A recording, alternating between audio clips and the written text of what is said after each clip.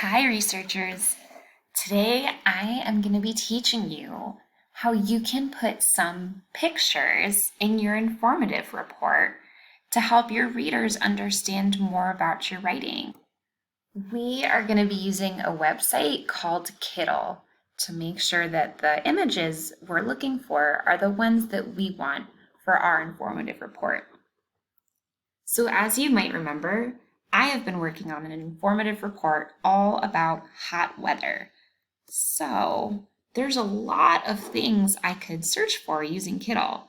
Maybe I want to just type in hot weather, or maybe I want to think about the sun, or maybe I want to think about a desert where the weather is incredibly hot.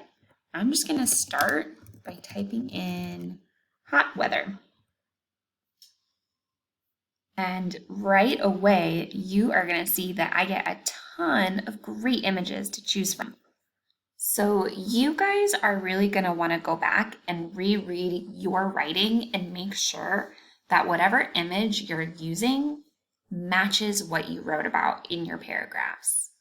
So let me see. Let's pretend that I want to include an image of a thermometer to show about hot weather. So I'm going to click on the photo and I'm going to do a right click so that I can copy the image. And then I'm ready to put it in my informative report. So in my final paper, maybe at the bottom, I want to stick it here. I'm going to right click and I'm going to paste it. And now it's here in my essay, and I can make it bigger or smaller.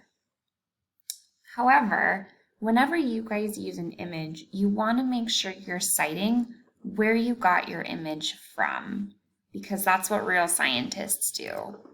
So you can use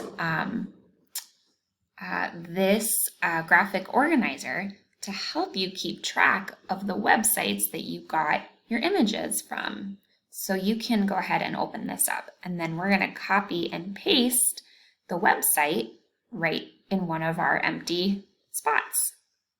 So this is pretty easy. If I hover over the picture, the link or the URL is going to show up right here. So all I have to do is highlight it, and then I'm going to right click, copy it, and I'm going to paste it into my informative report. And it's a little small, but you can make it a little bigger. And now when my readers are looking at my informative report, they're going to see all the sources that I used, including the ones that I got my images from. So go ahead, open up Kittl and have some fun exploring. Remember, we don't want to have too many images because the focus is on our words. So maybe pick no more than 3 or 4 to include, and then you're good to go.